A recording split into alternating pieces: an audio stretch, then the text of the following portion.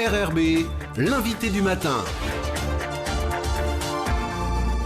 Bonjour Jean-François Bodin. Bonjour Nicolas. Vous recevez ce matin le directeur général de l'AFD qui termine son séjour en Calédonie. Effectivement, Rémi Rioux est avec nous. Bonjour. Bonjour. Merci d'avoir accepté cette invitation. Merci. Alors qu'effectivement, vous terminez votre séjour en Nouvelle-Calédonie.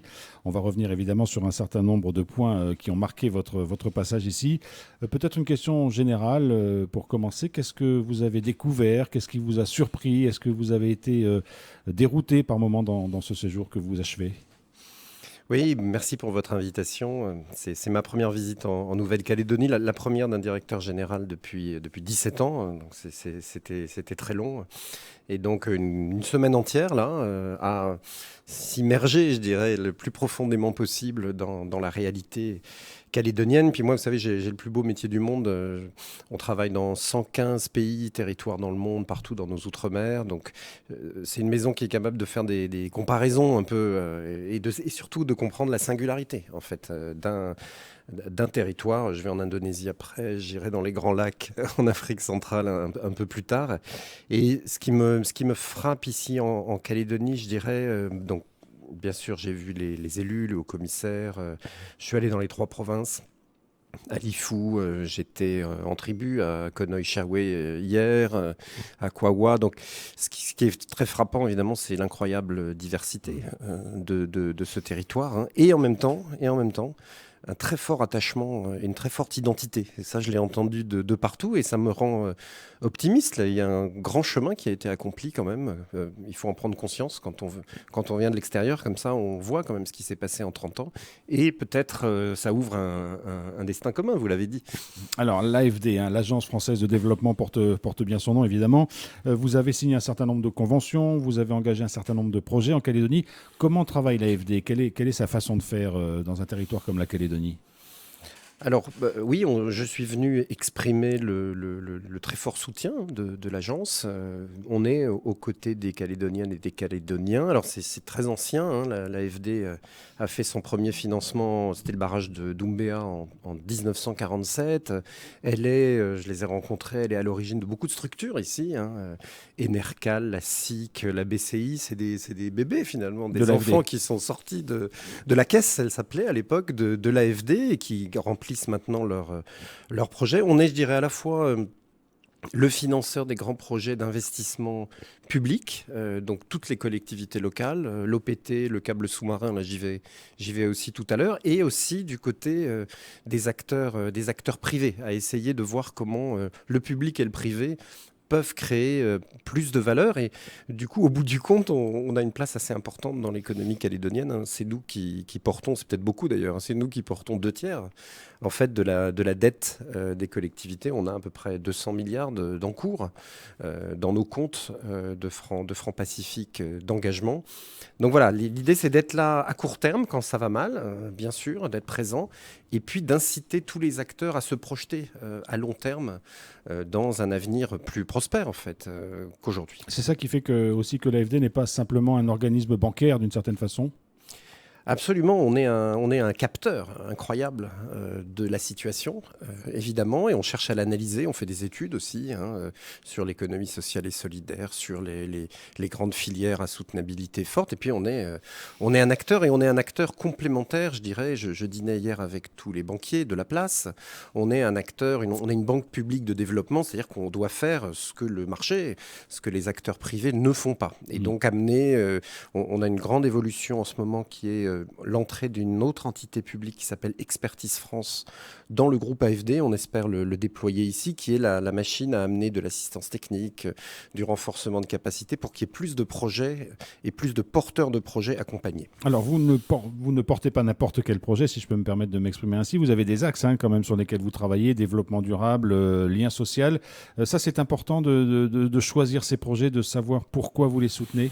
Alors on est du côté des autres, c'est-à-dire je ne dirais pas que l'AFD a des axes ou des priorités. Je dirais nos axes et nos priorités, ce sont ceux que la Nouvelle-Calédonie va définir dans les 18 mois, qui viennent. J'entendais que le haut-commissaire qu'on a rencontré, évidemment, a ouvert une grande consultation maintenant. On espère et on veut aider, accompagner à ce que ce projet de territoire, ce projet de long terme se dégage. Bien sûr, pour y contribuer, on a ce que nous faisons, toutes ces preuves-là que c'est possible. Et puis, encore une fois, des études. Beaucoup de gens m'ont parlé d'une étude sur l'avenir, la diversification de l'économie. Et j'ai senti dans mes échanges quand même un fort consensus à pousser en particulier les sujets de transition énergétique. Évidemment, les îles sont des endroits fantastiques pour le photovoltaïque, l'électromobilité. Tous les véhicules seront électriques, je pense, assez rapidement ici en Nouvelle-Calédonie. Les batteries, évidemment, on a un projet à Népouy très bientôt qui sera approuvé cette semaine. L'agriculture, évidemment, c'est un vieux sujet, mais là aussi, je crois, l'attachement très fort de toutes les Calédoniennes et les Calédoniens à la protection de la nature et à sa valorisation raisonnée est un grand axe. L'économie sociale et solidaire, je pense que dans cet entre-deux qu'on cherche à construire entre les communautés, il y a certainement une place ici pour créer des emplois. Et puis peut-être, dernier axe que j'ai senti très fort, toute la dimension intégration régionale, lien avec les pays voisins et on a anticipé ça en créant une direction régionale de l'AFD ici à Nouméa qui est en train on a un collègue en Papouasie-Nouvelle-Guinée là aujourd'hui, qui est en train de tisser finalement ces liens qui sont aussi à terme, je crois, créateurs d'emplois et de croissance économique. Alors Rémi Rioux, vous le disiez, l'AFD intervient dans 115 pays différents, porte des projets, accompagne les porteurs de projets. D'où vient l'argent de l'AFD ? Comment ça fonctionne ? Alors, 3 sources. On est d'abord une banque, certes un peu particulière, la banque de ceux qui n'ont pas de banque. Donc, on lève de l'argent sur les marchés financiers. On le lève évidemment avec des obligations vertes, des obligations durables. Donc, on s'engage avec une certaine éthique. On s'engage en face à financer des projets qui sont 100% développement durable, qui sont 100% lien social, qui évidemment renforcent la durabilité de nos économies. Et puis bien sûr, le gouvernement français, le ministère de l'Outre-mer notamment, nous confie aussi des ressources budgétaires, parfois même en subvention, ou pour faire des prêts beaucoup moins chers. Et puis j'étais avec l'ambassadeur Sujiro Sim, qui est aussi en ville cette semaine. On est aussi une agence européenne, c'est-à-dire qu'on gère, un peu comme pour le gouvernement français, des crédits européens, y compris ici pour le système financier en Nouvelle-Calédonie. Alors l'actualité dans le monde aujourd'hui est un peu perturbée, on va dire, par ce qui se passe en Ukraine. Est-ce que c'est une crainte aussi sur les marchés financiers pour vous ? Est-ce que ça va amener aussi l'AFD à changer de stratégie, à revoir un certain nombre de choses ? Alors oui, vous avez raison, on est dans un monde très compliqué. Vous parlez ici d'un destin commun. Moi, je sors cette semaine un petit livre, coïncidence, qui s'appelle « Pour un monde en commun ». Il faut absolument que les acteurs de bonne volonté joignent leurs forces dans chacun des territoires et à l'échelle du monde. Nous, on est en train de créer une sorte c'est assez fascinant, une sorte d'international de ces instruments comme l'AFD, des banques publiques de développement. Ça s'appelle Finance en commun, Finance in Common. Il y a 530 banques publiques dans le monde. Il y en a une à Fidji, par exemple. On travaille avec elle. Il y en a un peu partout dans le monde et qui sont un peu comme l'AFD, ces acteurs comme ça, qui cherche de l'innovation un peu partout où elle apparaît, à l'appuyer évidemment et à la passer à l'échelle. Donc c'est un peu cette expérience que j'essaie de raconter dans ce dialogue avec un historien, philosophe camerounais qui s'appelle Achille Bembe, très, très respecté, un dialogue un peu franc, mais encore une fois pour apporter cette contribution nouvelle, renouvelée et de la passer à l'échelle partout dans le monde, et aussi en Nouvelle-Calédonie. Après un livre qui s'intitulait Réconciliation, c'est votre deuxième Oui, il y a ouvrage. 3 ans, j'en avais fait un, Réconciliation avec un S, Oui. où j'essayais de comparer les processus politiques de réconciliation, y compris le vôtre, et puis la façon dont les banques de développement font les projets, accompagnent les projets, en essayant évidemment que ces interventions contribuent finalement à un moment à la concorde politique et à l'ouverture vers un projet de territoire qui amène plus loin. Parce que dans les 115 pays dans lesquels vous intervenez, il y a des pays compliqués, comme l'Afrique du Sud, par exemple, ou d'autres. Il y a l'Afrique du Sud, il se passe des choses fantastiques en Afrique du Sud sur ce qu'ils appellent la transition juste, c'est-à-dire transition climatique tout en préservant des équilibres sociaux. Et c'est très très difficile quand il faut fermer d'autres mines qu'ici, hein, c'est-à-dire des mines de charbon. Mais vous voyez, je vais dans l'est du Congo, pays ravagé par la guerre.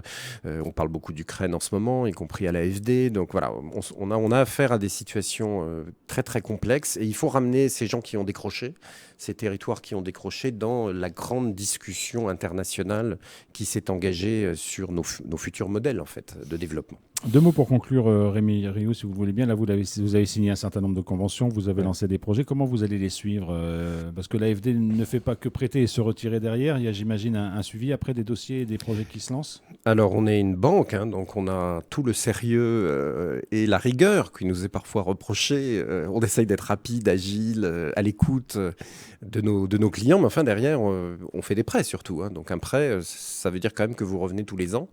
J'espère revenir bientôt pour demander à vos clients qu'est-ce qui s'est passé dans l'année, où ils en sont. Donc c'est un dialogue assez exigeant. On respecte évidemment le projet, le porteur de clients, de projet, mais on a aussi notre idée. Et donc on aura, je pense, une voix. Je ne sais pas laquelle, je ne sais pas à quel moment, c'est à vous de nous dire, dans les 18 mois qui viennent. Et c'est aussi un petit peu la raison pour laquelle je suis venu. C'est-à-dire, j'anticipe qu'à un moment, l'AFD pourra, aux côtés de l'État, aux côtés des acteurs, jouer un rôle positif dans ce territoire. Je voulais un petit peu à froid, là, dans ce moment un peu de suspens, peut-être, dans lequel se trouve et de promesses dans lequel se trouve le territoire, vraiment me comprendre au maximum et m'imprégner pour être utile à l'avenir. Vous n'attendrez pas 17 ans pour revenir ? Non, certainement pas. Merci beaucoup, Rémi Rioux, d'avoir été avec nous ce matin. Merci à vous.